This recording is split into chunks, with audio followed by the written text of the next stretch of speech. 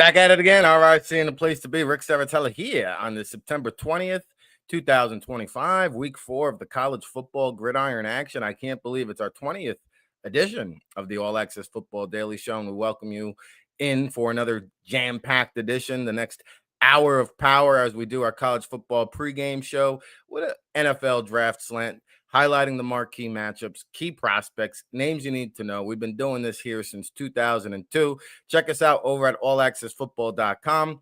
And you can follow along because we just posted our Draft Insider featuring 2 of the marquee matchups that we're going to talk about today. We've got some really good ones. Illinois at Indiana, as well as Texas Tech at Utah. We'll talk around the league, get some other games in there. And, of course, we had some college football action right here, not too far from the All Access Football headquarters up the road in Piscataway. A real good one, a heartbreaker for those Rutgers Scarlet Knights. We'll talk about it. We'll be about it with my co-host who's here each and every Saturday. He is one of the few people who have ever scouted in the NFL, CFL, XFL, of course, cutting his teeth in UCLA. I have a feeling we'll be talking about the Bruins today, spending time with the Cleveland Browns, Los Angeles Rams, of course, Montreal and Edmonton up in CFL, part of the CBS Today broadcast team, and a instructor over at Sports Management Worldwide for the Football GM and Scouting course. Make sure you check those out over at smww.com. He joins us right now from Chi-Town, Chicago. He is Russ Landy, and he is the star of the show. Russ, what's happening, my man? Oh, man, you're saying, so you've done 20 shows. I've been on 4 of them now. That's so right. I'm at like 20%. That's right. Yeah, my favorite day of the week. That Saturday. big, like 8-figure check. I should expect 20% of that coming out to Chicago. It's in the mail, my friend. Okay, that's what I like. Well, buckle up, hunker down for the next hour of power, man. We're so happy to have you each and every Saturday. And let's start off last night because I was tuned in to that Rutgers game. 55, almost 56,000, a sellout crowd, which is a rare occurrence at Rutgers. This was a big hyped up matchup. The blackout was in full effect, and it was right there. Rutgers went up 28-24 there in the fourth quarter. Gronowski, the quarterback from Iowa, man, he is just a gamer, and I thought it was a signature moment with that rushing touchdown at the end to put him up ahead with the bloody elbow, shouting at the Rutgers student section there in the back of the end zone. But what caught your eye in this matchup? Well, a few things. It's ironic that you have 2 veteran coaches. I mean, these guys have been head coaches, been very successful. They both understand that it's not a offense-defense only game, that special teams is a big part of it. And Iowa killed them on special teams. Yeah. Opening kickoff, 104-yard return. That kid is good, man. He's really good, right? I mean, I'm going to screw his name up. Caden Wetjen. Yes. Brings it back. But then for Rutgers, their reliable kicker, he's hit every field goal up until this game, shanks a 37-yarder. The next one he gets blocked. So literally you're talking a 13-point swing right there on special teams. To me, that's where you look at the big difference. I think Rutgers, they have to be excited. The crowd shows up. Their quarterback, 3 touchdown drives to start the game. Then a 4th one, which would have been a field goal if he had hit it. I mean, he was good. Obviously, halftime, they made some adjustments. He slowed down a little bit, but he did take him down the field in the 4th quarter, puts him ahead. And Iowa just as Iowa. They're very rarely flashy on offense. They're usually fundamentally sound. They rarely make mistakes, and that's what won it for them. No turnovers. They won the special teams battle. And you mentioned the Gronowski. I always want to say Gronkowski, but it's Gronowski. Yeah. He's not a special passer, but he's smart. He rarely puts the ball in bad spots, and he's an athletic kid who can run with the ball, and that sort of is their MO. They just grind you out. They don't make mistakes. And it was a good game. I think Rutgers has to be excited that, and another one I'm going to screw up, Kaliakmanis, if I'm saying it. Kaliakmanis, yeah. Kaliakmanis. They've got to be excited. They have him probably for another year as a junior. You talk about a kid that shows a lot. He shows accuracy, shows an arm to make all the throws. He can do a lot of things you want to be a frontline guy. They should win the majority of their games going forward, and they could be a team with him getting another year maturity. I could see them being a team next year, talk about top 10. I mean, this is a kid, you look at him, if you take his top 10 best throws of the game last night, this is a legit frontline guy. So you have to be excited about where Rutgers not only is going to be the rest of this year, but next year too. Yeah, a little costly interception there at the end of the game, but I mean, Rutgers had scored 30 points in 7 straight games dating back to last year. Uncharacteristic. A high scoring game between Iowa and Rutgers, uncharacteristic. Yeah. 38-28. Rutgers now 0-5 against the Hawkeyes since Big Ten play began. And, you know, Kaliakmanis, I mean, he's got some weapons there and strong, and you saw DT Sheffield and you saw KJ. But Gronowski, like, I've always had a little soft spot because this guy's such a gamer. Going back to South Dakota State, I think now he has 52 wins, the most of Division I football history. And he kind of gives me a little bit of a Desmond Ritter vibe, just in terms of, like, the accuracy isn't always there. He can beat you on the ground when he needs to. He comes up big in the clutch when you have to. And then you heard Ferentz talk about just the leadership, the hardest worker on the team. He's gritty, he's tough. Just the rushing, the passing, too much. At the next level, the accuracy could be a little bit of a concern, but I think he's going to get a shot. Like, Ritter just got picked up, so there's going to be an opportunity for him at the next level. Oh, I think there definitely will be. It to me, the guy he actually reminds me a little bit of is that guy's Tommy Stevens, who came out a few years ago. Has been bouncing around the CFL. Bigger kid, can make plays running with the ball. Not that this kid's that big, but he can run with the ball. He's smart with the ball. I just don't know if he has the skill to be a true quarterback at the next level as a thrower, but he might have enough to stick around. I mean, look at Taysom Hill.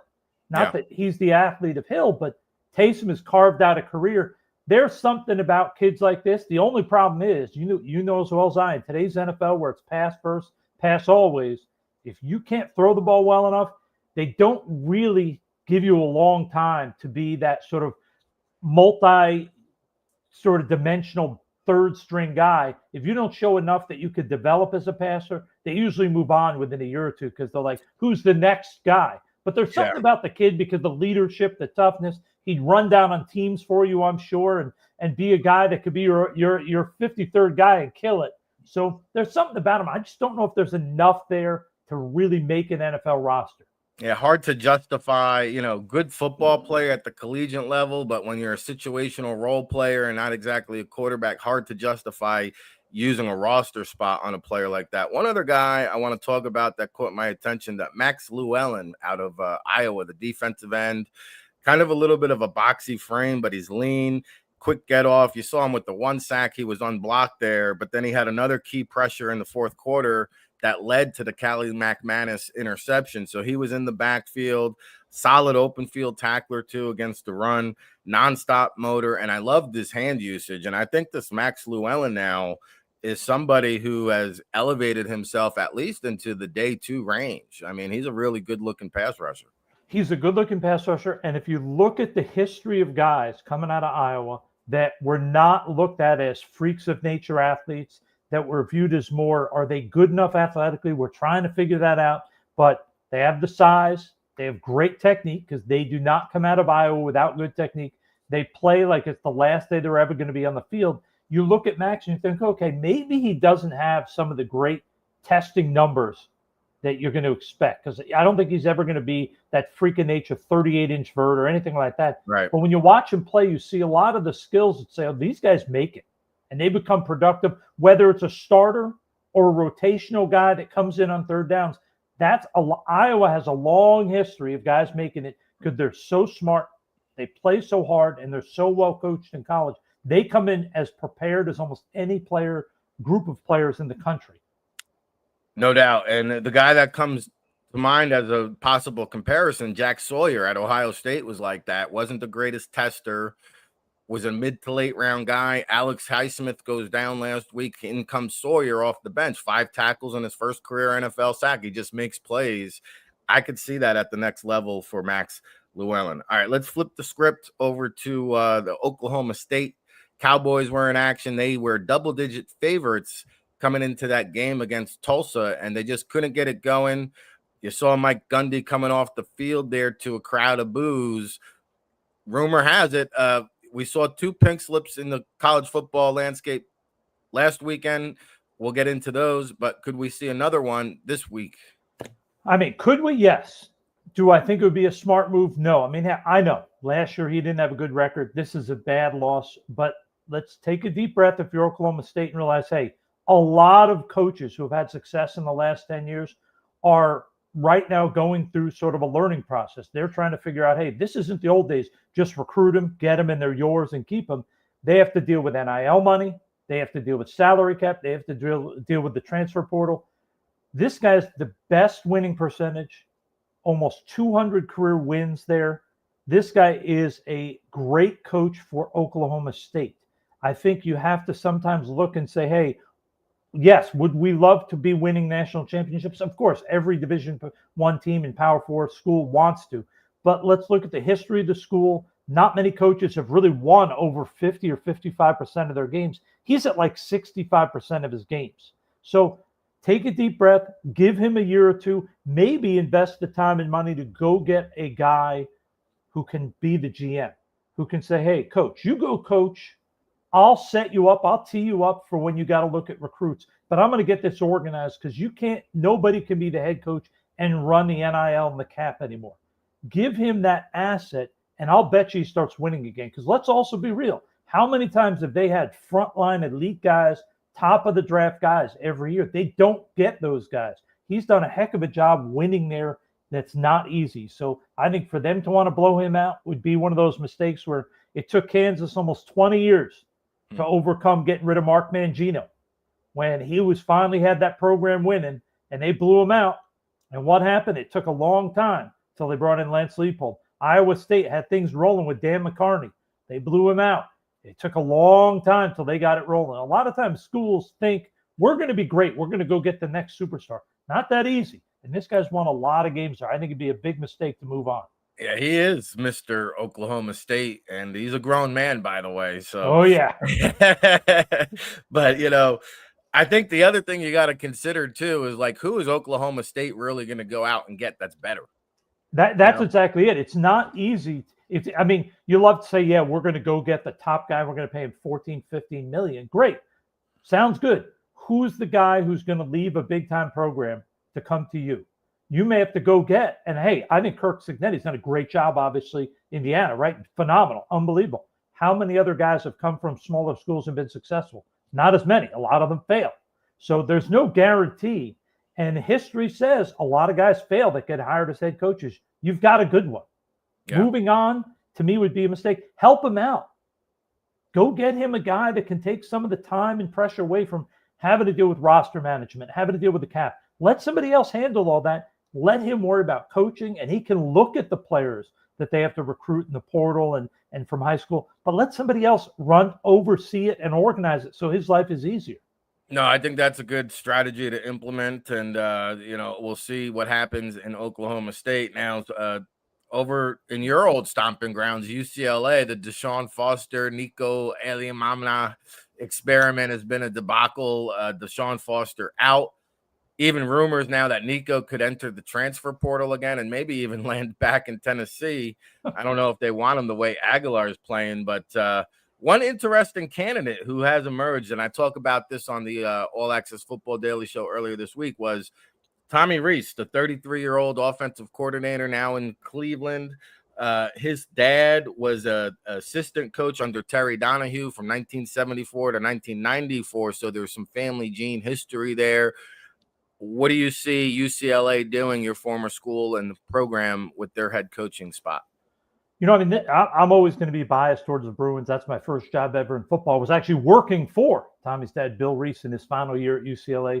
Bill ran recruiting there for 20 years. He helped them land some of the great players in the history of the program, from Troy Aikman, all those guys. He was heading up the recruiting. I think Tommy obviously is a hell of a coach. How quickly he's ascended shows how good he is. They need to make a decision quickly, in my opinion, because they've already lost two of their top recruits. And people can say what they want about Deshaun Foster not winning on the field, but he had a top 25 recruiting class right now for next year. And UCLA has not been a good recruiting school the last 5-10 years. They've struggled. So they've already lost two kids, Anthony Jones and Yaha God. They need to get this settled. And a guy like Tommy Rees with history of the program, I think, not that he was there, but his dad was there, I think that makes sense. Now, is he going to want to jump in there? UCLA has a history of not really paying their football coaches. Their GM is a guy that was in the NFL for 20 years, Kari. I don't know him well, but I crossed paths with him when he was with the Panthers. This guy's going to probably want somebody very polished and ready, and Tommy fits that mold. Will Tommy be ready to come back to a program that maybe is 5 years away from really getting back to being the program it was? Not sure, but they need to figure this out and get some interviews going, get talking to people so that more recruits don't jump. All right, one more head coaching vacancy. And by the way, the NIL transfer portal opens up for teams who fire their head coach. There's a 30-day window now for these players to enter the portal, and that would also apply to Virginia Tech, where you mentioned, hey, it's been a long time, it feels like, since Frank Beamer was roaming the sidelines. They haven't gotten it right. And I could see Virginia Tech trying to make a big splash hiring here, trying to get back to relevance. Oh, I think there's no doubt. I mean, I think they have to figure it out. I mean, for anybody who has never been to Blacksburg, to go to a game, it's a great environment. It's a great college town. They should have the ability to go get a good coach. Whether they can go get an elite coach, go get Frank's kid, who's killing it at South Carolina, I don't know. But one of the interesting things I heard this week and saw in interviews is their AD said, hey, we're going to build this like an NFL team. We are going to go get GM. We're going to put an NFL front office together, along with getting a coach so that he can handle coaching. This guy will handle building the roster. I think it's a smart move because Virginia Tech, they need to be efficient with their money. They can't waste it. They're not one of these schools that has just unlimited funds pouring in. I'm excited to see what they do. I don't know if it would be smart to go try to chase the huge name. I think they want to go get a good young coach, pair that with a GM, and give them a runway of 4 or 5 years to build this program up. Any shot, Mike Vick has been rumored there. They just got their first win at Norfolk State. Obviously lacks the experience, but if they have that front office infrastructure, could this be a springboard job for Mike Vick? I think it'd be hard to put him in that spot unless he's got been able to sort of get some veteran guys that are going to be on his staff.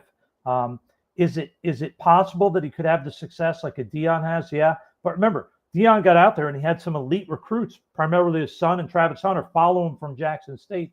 I think it would be hard for Michael to do that. Could he maybe come there as maybe assistant head coach, learn under a veteran guy? If you're going to do that, then you might be able to go get an older veteran guy for a 3-4 year period. Let him sort of be the mentor to Vic as Vic sort of learns about the coaching stuff. Then the program can go in the right direction. I just think in today's college football world, which is sort of becoming NFL light, when you look at the way they're structuring it, I think it's hard to put a guy who has so little coaching experience in charge of a program that not only is not one of the premier ones in terms of money, it's also been struggling. So that's a hard challenge to put on the shoulders of someone without a lot of coaching experience. No doubt about it. He is Russ Landy. I am Rick Serritella. You're tuned in to the All Access Football Daily Show. We're going to take a quick commercial break, but when we come back, we're going to dive into some of today's action, including that Illinois-Indiana matchup, Texas Tech, Utah. We got a lot of good ones on the docket. Don't go anywhere. Hey, RIC in a place to be. Rick Serritella checking in from the legendary Jersey Shore for the world-famous All Access Football, and you're tuned in to the All Access Football Daily Show, our newest venture here at the world-famous All Access Football, read by all 32 NFL teams and 50,000 subscribers from around the world. And I've been blessed and fortunate enough to work in this great game of football for the past 2 decades. It's our 24th season of providing you independent analysis when it comes to the NFL draft and everything pigskin, whether it's the NFL, college football, NFL draft, CFL, UFL. We'll be with you each step of the way, especially for draft season when we really get into high mode. Of course, it's all brought to you by the 2026 NFL Draft Bible, published in April, featuring over 500 in-depth scouting reports with our boots-on-the-ground analysis.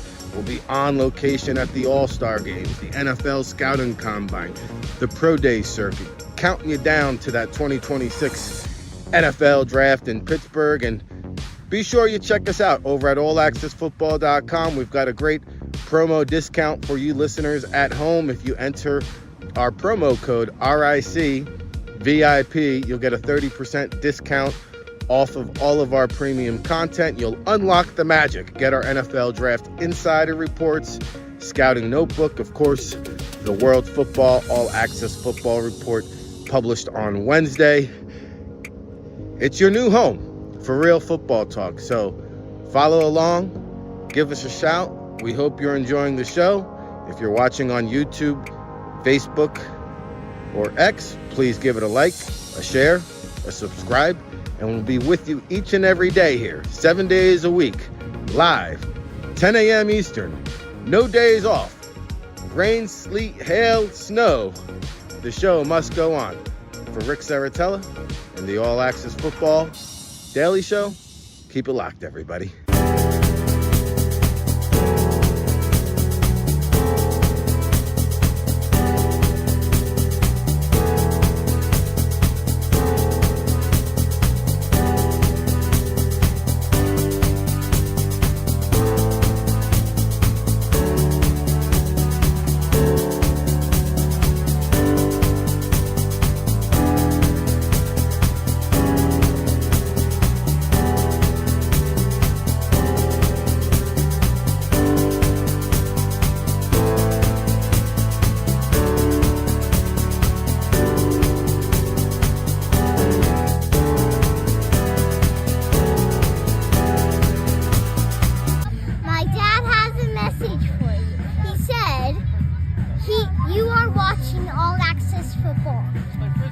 All right, back at it again. All right, seeing a place to be. Rick Saratella, telling it like it is when it comes to the NFL draft and everything pigskin.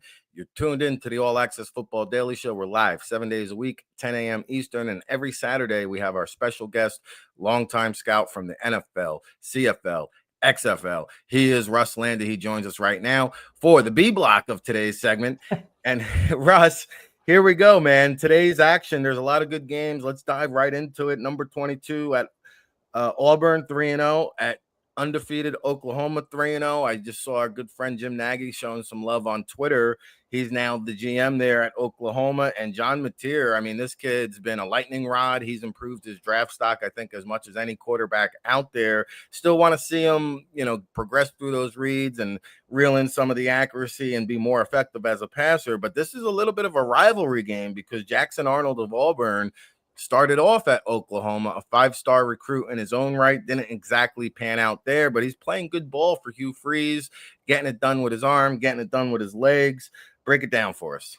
Well, firstly, you nail it right. I mean, you talk about a guy that's going to come in with a chip on his shoulder. He started 9 games for Oklahoma last year.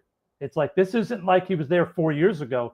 He basically got showed the door so they could get Mateer. Mateer, no doubt. You talk about a guy that at Washington State, there were a lot of questions about, was he a good enough all-around quarterback, or is he just an athlete? I think he has shown he is more than just a runner so far at Oklahoma. You'd like to see a little more consistency throwing the ball, but the ball comes out quick. Yeah. He has shown the ability to be an accurate, quick thrower. And I think we may have mentioned, we talked about him, there is a little bit of Baker Mayfield-ish when you watch him run around and throw the ball. He seems to play with a little bit of that attitude. And this is a team, I mean, both these teams, good offensive lines. I think it's really going to come down to the quarterback play and which team's pass rushers can get some pressure. Because when you look at Oklahoma, they've got some good offensive line overall, and then the right tackle, right guard are senior guys, Simmons, and the other kid, I'm not even going to, Nawawu, the right tackle, right guard. These are good football players. Their whole line overall is good. Can they give enough time for Mateer to find Burks, to find Lewis, and to find their tight end, Kanak, who hasn't gotten a lot of national publicity, but this is a good-looking tight end, athletic kid. He's averaging 17 yards a catch. He can make plays when he's got the ball in his hands.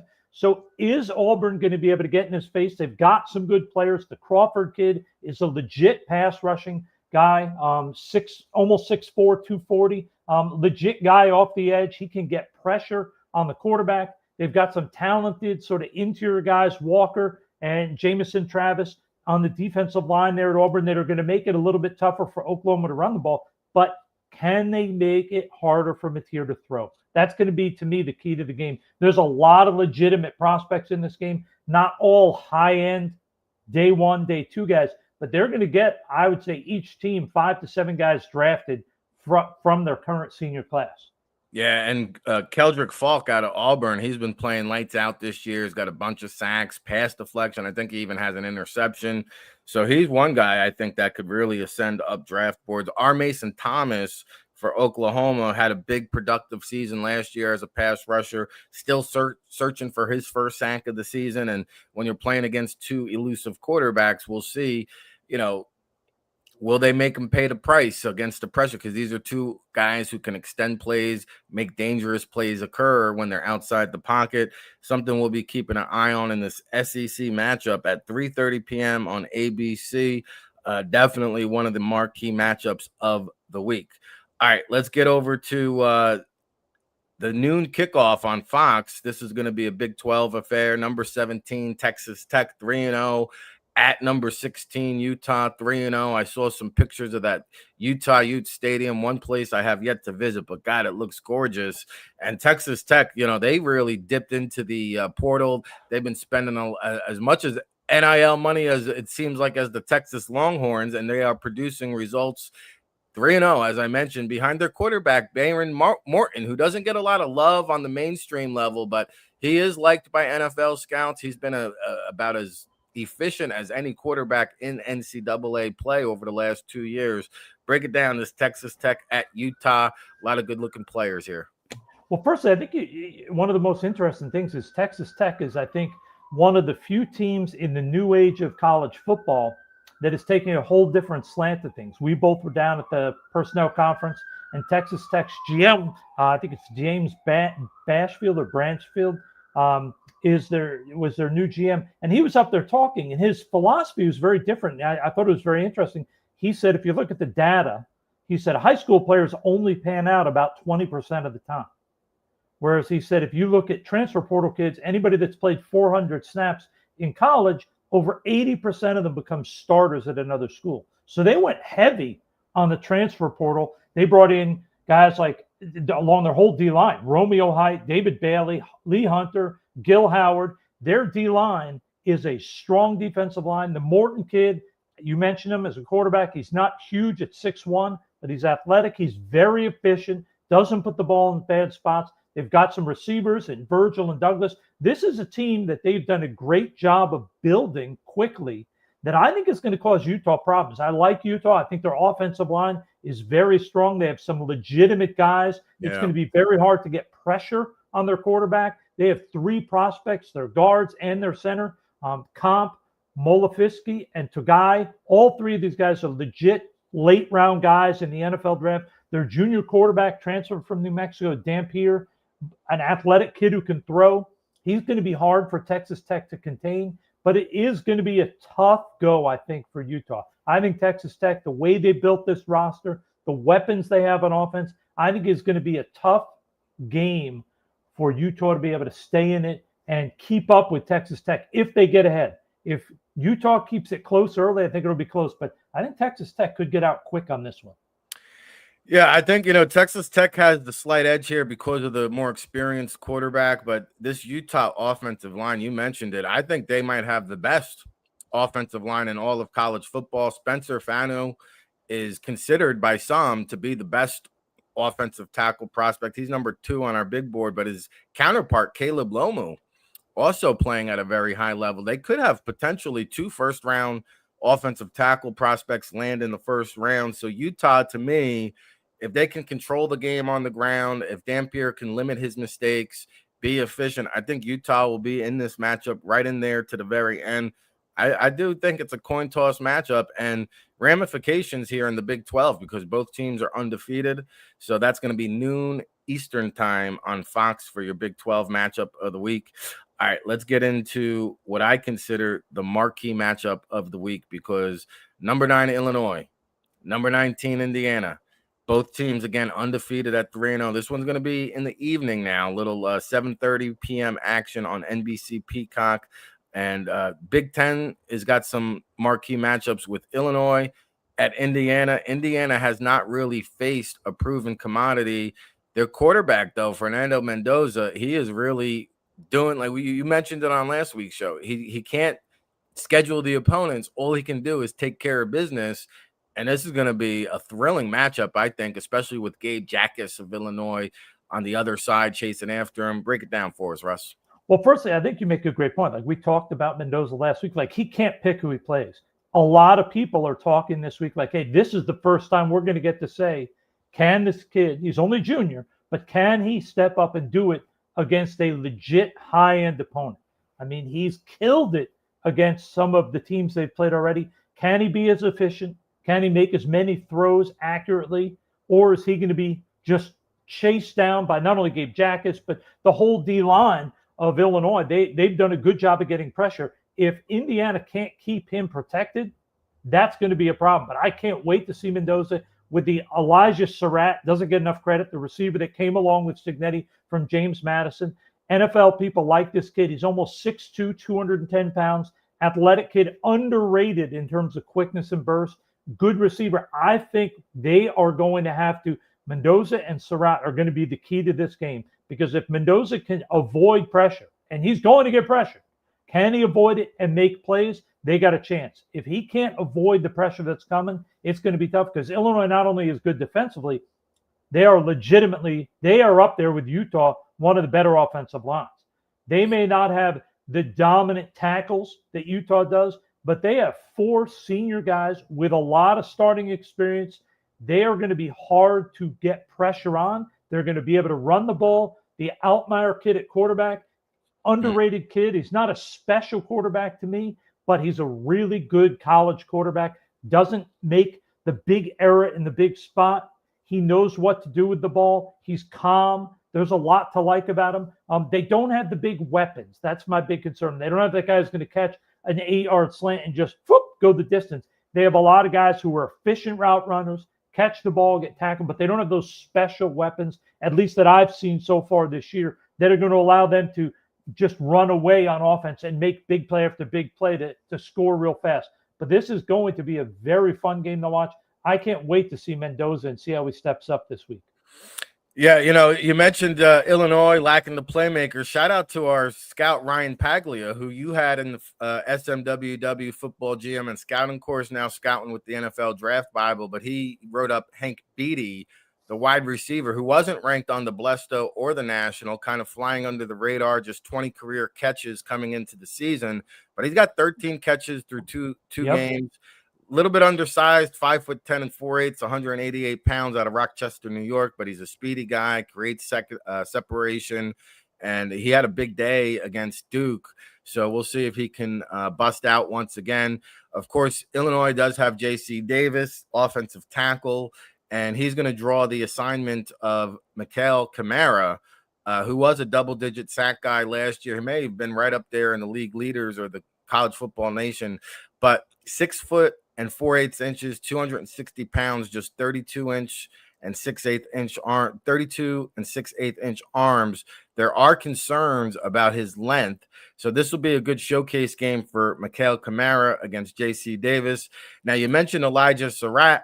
They've also got a good-looking receiver, a junior, in Omar Cooper Jr., who's been making plays all over the place. He's also a 6 foot, 200-pound receiver.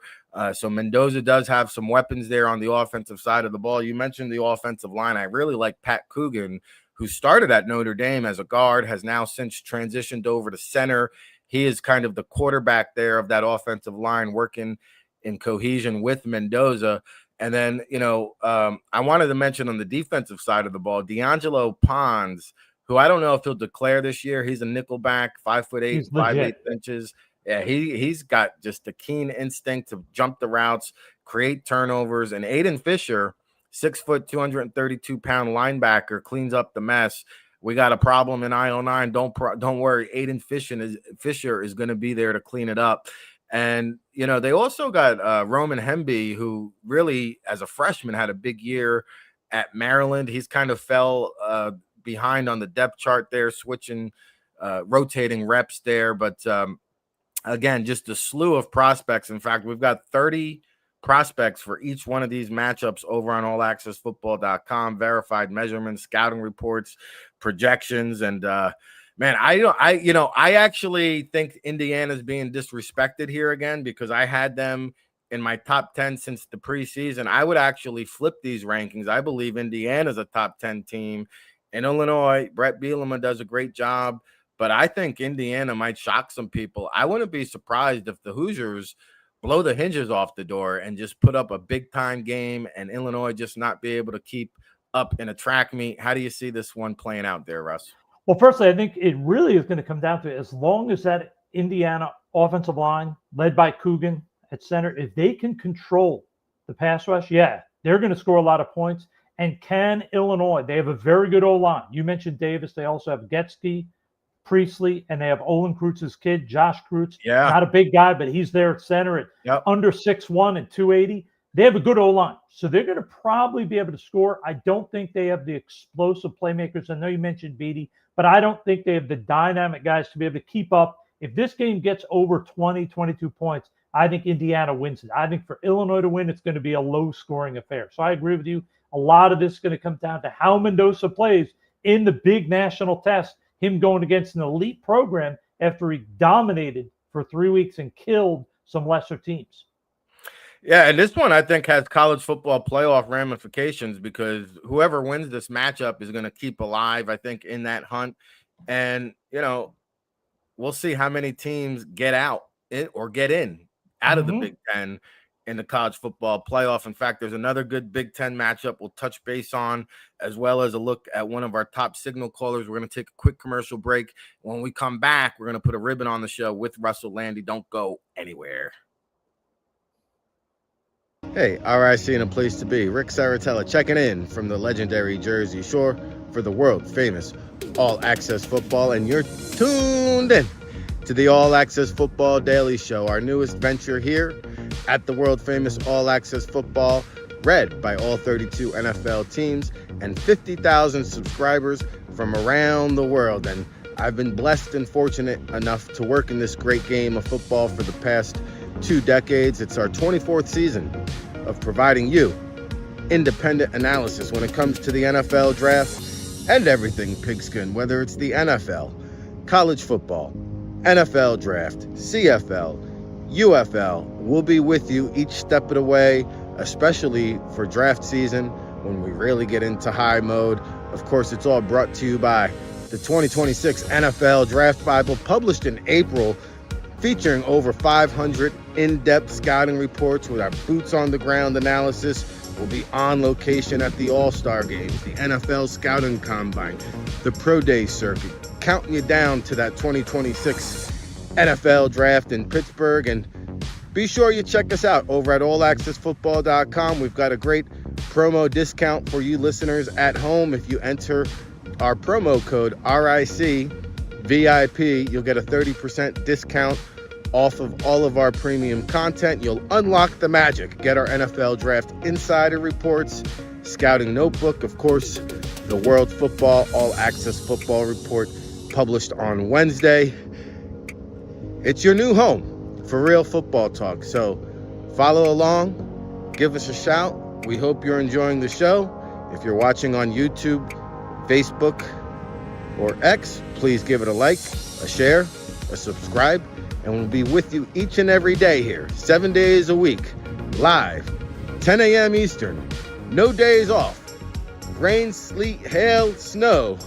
The show must go on. For Rick Saratella and the All Access Football Daily Show, keep it locked, everybody.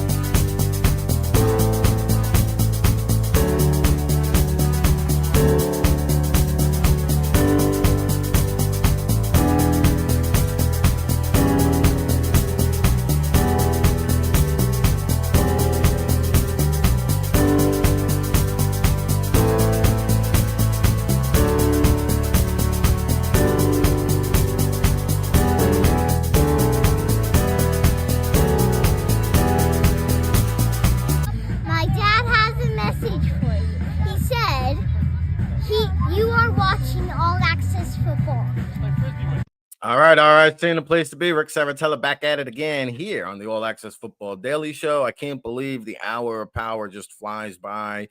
It's our 20th episode here on the All Access Football Daily Show. We're live 7 days a week, 10 a.m. Eastern. Tomorrow, we'll be back with our NFL Pick'em around the league.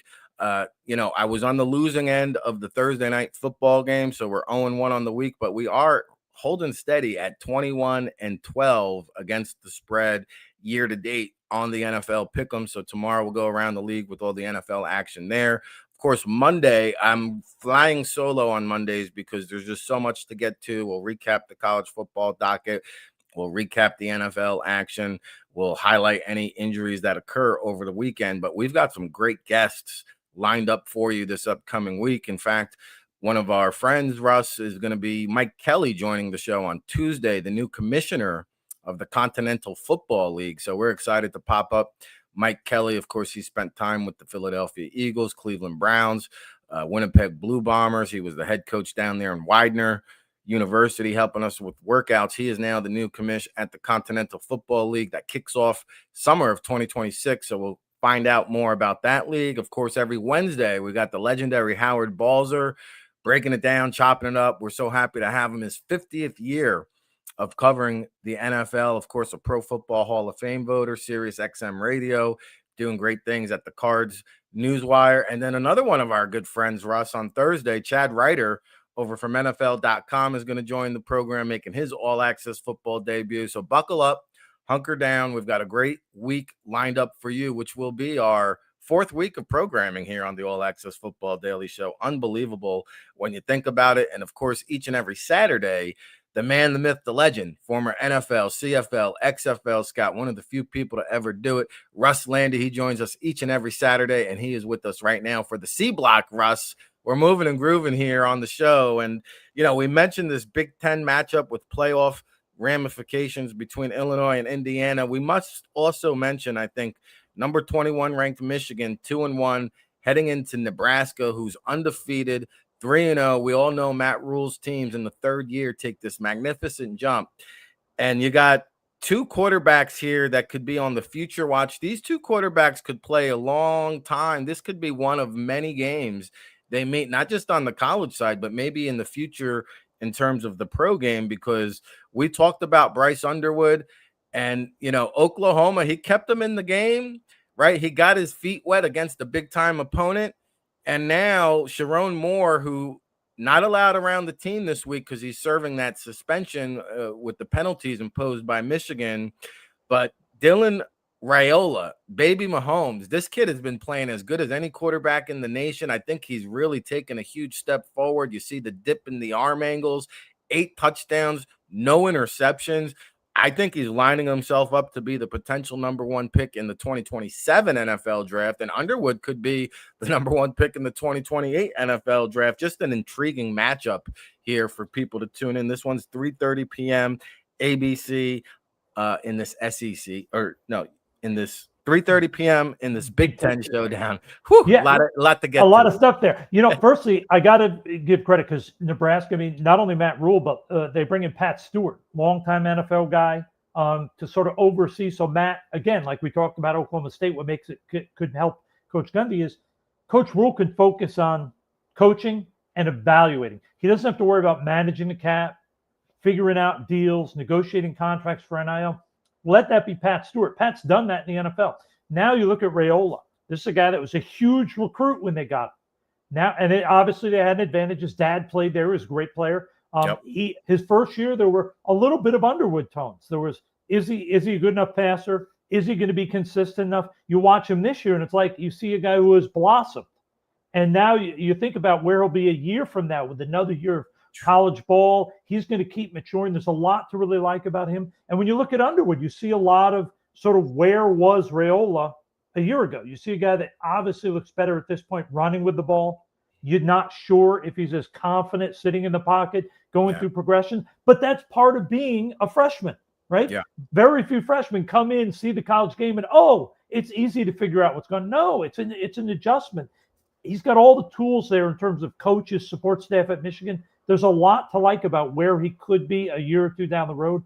Going to be a heck of a matchup. I can't wait to see it. I have a feeling Nebraska will win this. Matt Rule, although things didn't work out in Carolina, he has been a dominant college coach. when you look at every stop along the way. I do think he will end up in the NFL again in 5 to 10 years. He'll get another chance because this guy is a hell of a coach. But what he's done at Nebraska so far, very impressive.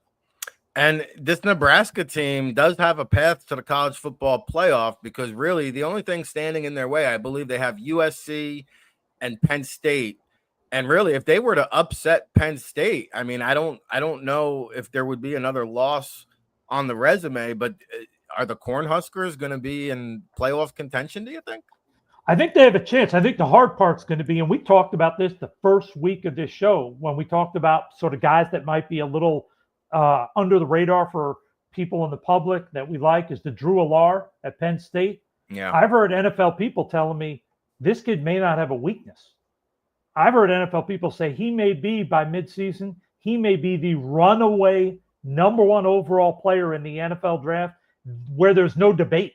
So if that is the case, it may be a bit of a challenge for Nebraska, but they're a very good team, Nebraska. They are strong in almost every area. Coach Rule, and now with Pat Stewart there, they've built a pretty deep roster. So as long as they can keep Raiola in the lineup, I think they have a chance to win a lot of games. I think they will challenge to beat Penn State. And if they do that, you're talking about a team that could very well be winning the Big Ten, or at least in that discussion. Then they have to be in the consideration for the playoffs. I'm a believer of this Nebraska team. And, you know, Illinois, Indiana, someone's going to get eliminated this week there.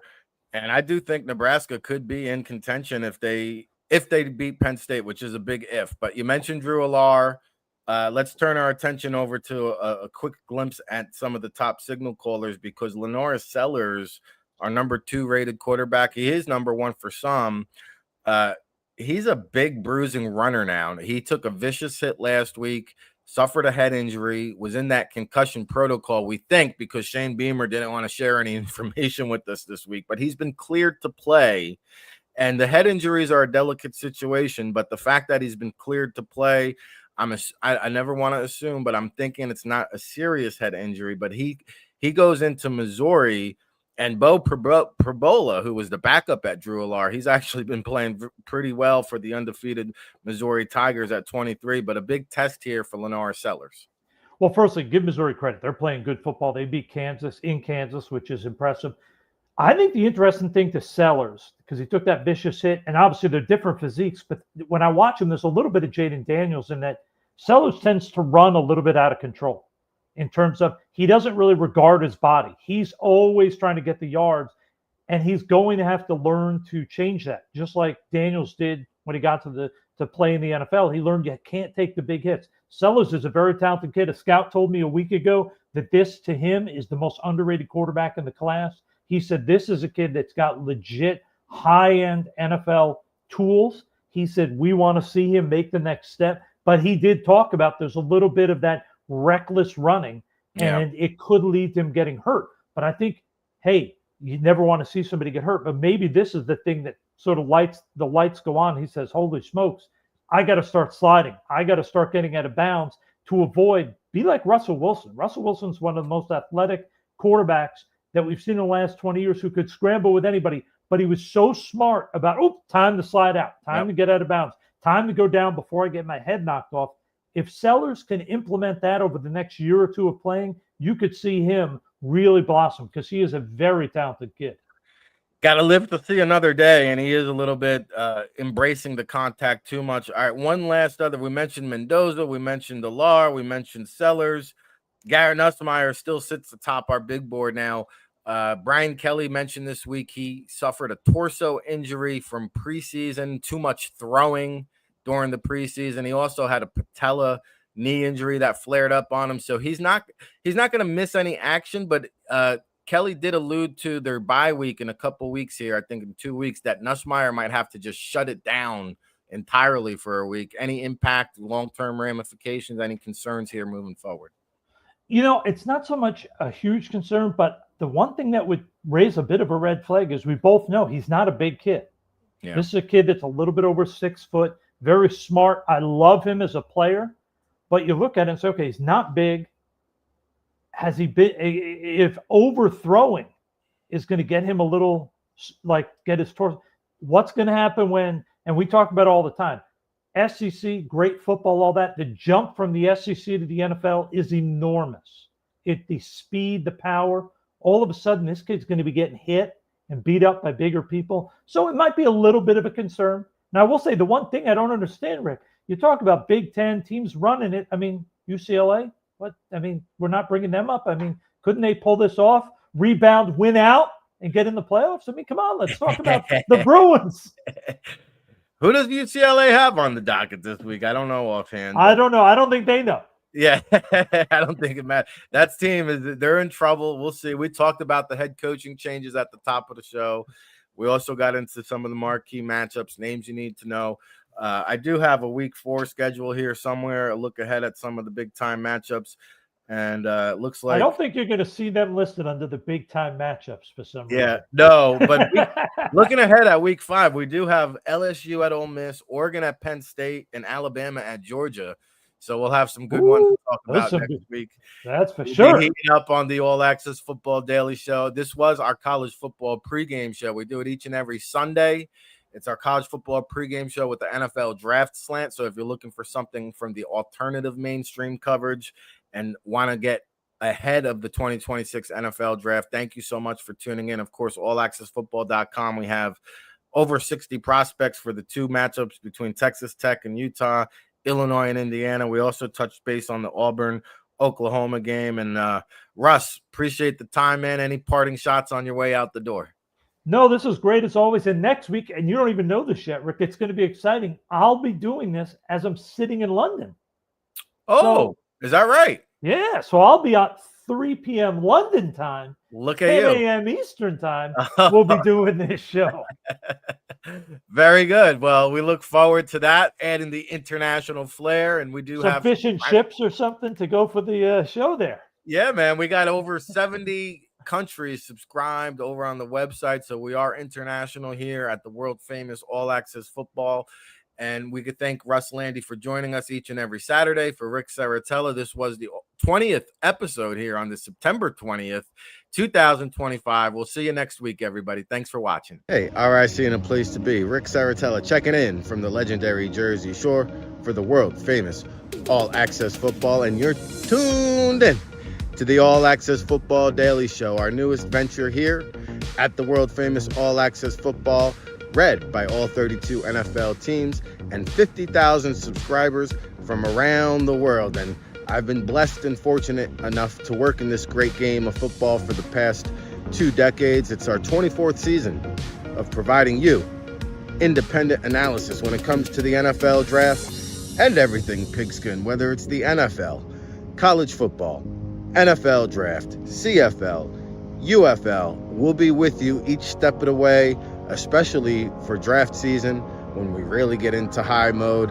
Of course, it's all brought to you by the 2026 NFL Draft Bible, published in April, featuring over 500 in-depth scouting reports with our boots-on-the-ground analysis.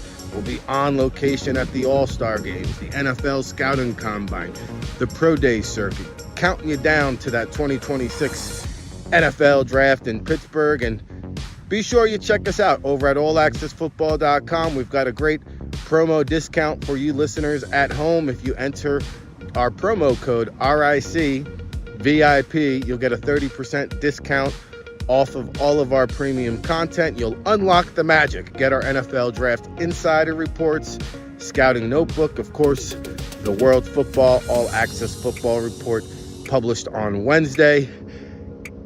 It's your new home for real football talk. So follow along, give us a shout. We hope you're enjoying the show. If you're watching on YouTube, Facebook, or X, please give it a like, a share, a subscribe, and we'll be with you each and every day here, 7 days a week, live, 10 a.m. Eastern, no days off, rain, sleet, hail, snow. The show must go on. For Rick Saratella and the All Access Football Daily Show, keep it locked, everybody.